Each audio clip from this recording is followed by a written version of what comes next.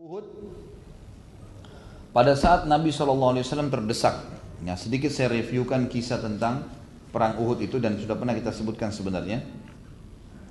Waktu kita sebutkan tentang kisah Talha bin Ubaidillah radhiyallahu anhum ajma'in, ini juga pernah punya peran yang sama gitu kan.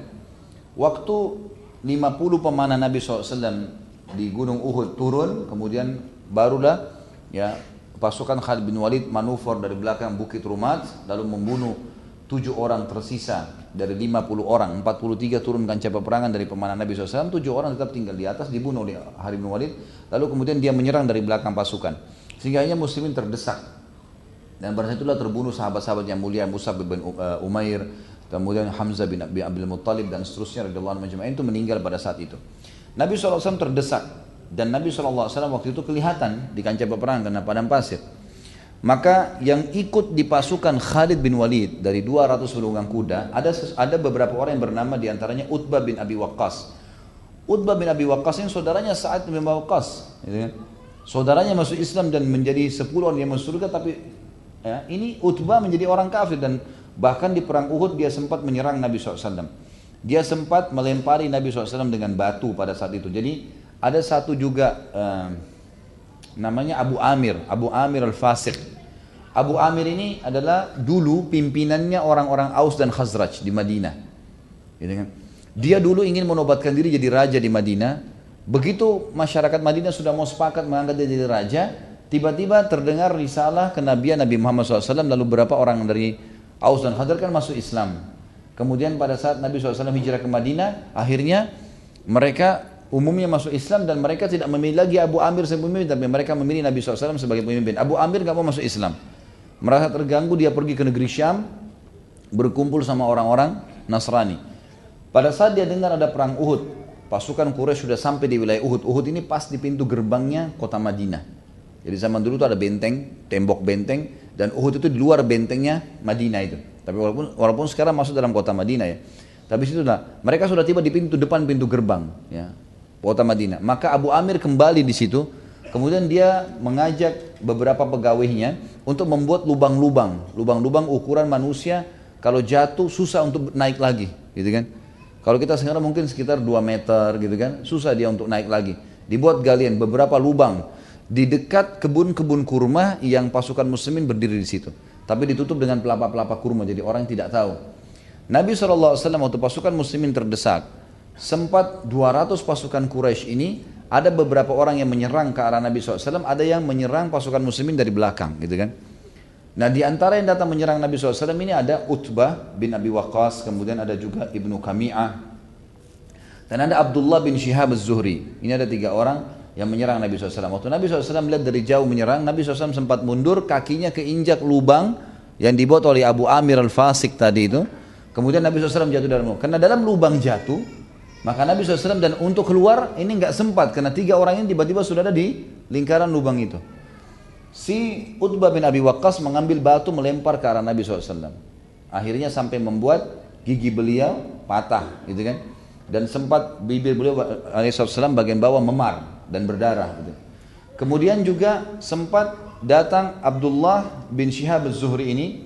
Dia datang kemudian mengambil pedang, gitu kan?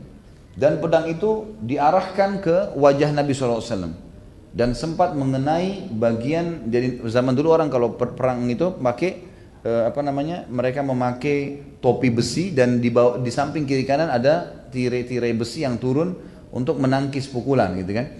Nah ini sempat kena hantaman dan akhirnya menancap di pipi Nabi SAW besi-besi kecil itu, dan ada yang membuat luka, gitu kan. Dan ini juga membuat sebagian pelipis beliau SAW luka. Lalu datang Ibnu Kami'ah. Ibnu Kami'ah ini datang, kemudian dia merunduk dan dia mengayunkan pedangnya. Jadi karena lubang itu kecil, ukurannya hanya bisa 1 maksimal 2 orang, sehingga membuat sempit, untuk menangkis pun itu susah. Karena 3 orang ini secara bersamaan, ada lempar batu, ada yang ayun pedangnya. Yang satu lagi ayunin pedangnya, Ibnu Kami'ah ini lalu mengenai pundak kanan Nabi SAW, sampai akhirnya Nabi SAW mengatakan, aku merasakan sakitnya selama sebulan. Ringkas cerita adalah, ketika orang ini berusaha untuk mengganggu Nabi SAW, waktu Ibnu Kami'ah menghantam pundak Nabi SAW dan kena, Dia mengira bahwasanya pundak Nabi sudah robek, gitu. Padahal Nabi SAW tidak dilindungi sama Allah, jadi cuma terasa sakit karena ada baju besi yang menangkis itu. Maka Ibnu Qami'ah berkata, wahai Muhammad, saya Ibnu Qami'ah yang akan membunuh kau. Kata Nabi SAW, semoga kau yang dibinasakan sama Allah. Diceritakan di dalam rujukan-rujukan buku, diantaranya sebenarnya Fathul Bari ya, dalam Sahih Bukhari disebutkan, Allah Subhanahu Wa Taala mengabulkan doa Nabi SAW. Ibnu Qami'ah waktu balik ke Mekah setelah perang Uhud, dia balik kemudian dia mencari dombanya. Ternyata dombanya berada di atas gunung batu yang dia berusaha naik untuk mengambilnya, domba jantan. Begitu dia dekat di atas domba tersebut, domba biasa tidak melawan, tinggal ditarik sama dia. Ternyata domba itu tiba-tiba menyeruduk dia dan jatuh dari atas gunung sehingga tubuhnya remuk. Sehingga kemudian pada saat remuk itu, keluarganya pun sempat mau mengangkat, tidak bisa lagi karena sudah hancur semua tulangnya, nggak bisa diangkat. Dan ini tanda dikabulkan doa Nabi SAW karena Nabi mengatakan semoga Allah membinasakanmu. Ringkas cerita, Abu Ubaidah radhiyallahu anhu pada saat itu adalah sahabat yang terdekat dengan Nabi SAW. Artinya ada di sekitar situ, kemudian dia cepat lari menyerang ketiga orang ini, berusaha untuk memisahkan atau membuat Nabi SAW supaya lepas dari mereka. Bersama dengan Talha bin Ubaidillah. Talha bin Ubaidillah sempat juga menangkis serangan-serangan mereka dengan tubuhnya, gitu kan, memeluk Nabi SAW. Lubang itu menutup tubuh Nabi SAW dan lubang itu dengan tubuhnya sampai akhirnya banyak panah-panah dan pedang yang diarahkan ke badan Talha bin Ubaidillah. Ini sudah kita jelaskan di kisah beliau radhiyallahu anhu. Dan Abu Ubaidah punya peran turun ke dalam lubang, lalu kemudian beliau ya menarik besi yang melengket di pipi Nabi SAW. Ada 2 buah besi, gitu kan. Maka beliau menariknya dengan giginya. Jadi bukan menarik dengan tangan. Sampai penulis buku menulis di sini, lihatlah wahai pembaca, kata dia, gitu kan. Kalimat yang baik. Semoga Allah merahmati anda. Bagaimana sopan santunnya Abu Ubaidah radhiyallahu anhu kepada Nabi SAW. Dia tidak mencabut 2 ring itu dengan tangannya karena dia tidak ingin menyakiti Nabi SAW. Tapi dia mencabutnya dengan mulutnya sehingga gigi depannya tanggal. Jadi waktu itu Abu Ubaidah menggigit dengan giginya, kemudian menarik, besi itu tertancap sangat kuat.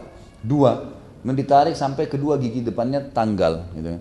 Tapi dinukil oleh para ahli sejarah, kalau anda baca hadisnya dalam Sahih Bukhari dikatakan, setelah itu giginya tanggal, karena orang sudah dewasa nggak mungkin ada gigi lagi, dan zaman dulu tidak ada gigi palsu kan gitu. Jadi akhirnya sahabat-sahabat tahu, terkenal Abu Ubaidah yang giginya jatuh karena Nabi SAW. Lalu mereka mengatakan tidak seorang pun yang gigi depannya tanggal yang mengalahkan ketampanan Abu Ubaidah.